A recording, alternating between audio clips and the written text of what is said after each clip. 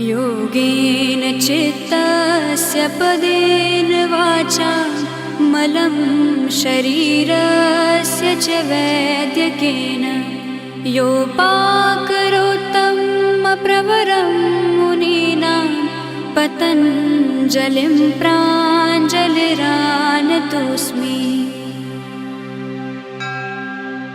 योगेन चित्तस्य पदेन वाचा मलं शरीरस्य च वैद्यकेन योपाकरोत्तं प्रवरं मुनीनां पतञ्जलिं प्राञ्जलिरानतोऽस्मि।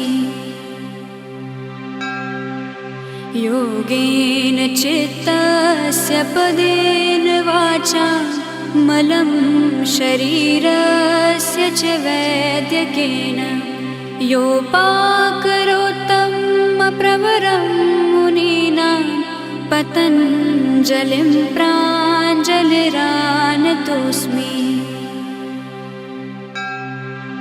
योगेन चित्तस्य पदेन वाचा मलं शरीरस्य च वैद्यकेन योपाकरोत्तं प्रवरं मुनीनां पतञ्जलिं प्राञ्जलिरानतोऽस्मि।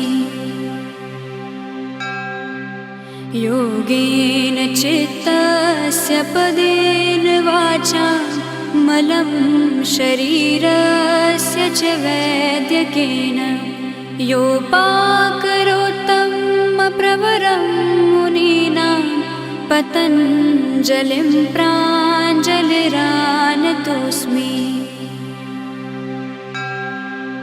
योगेन चित्तस्य पदेन वाचा मलं शरीरस्य च वैद्यकेन योपाकरोत्तं प्रवरं मुनीनां पतञ्जलिं प्राञ्जलिरानतोऽस्मि।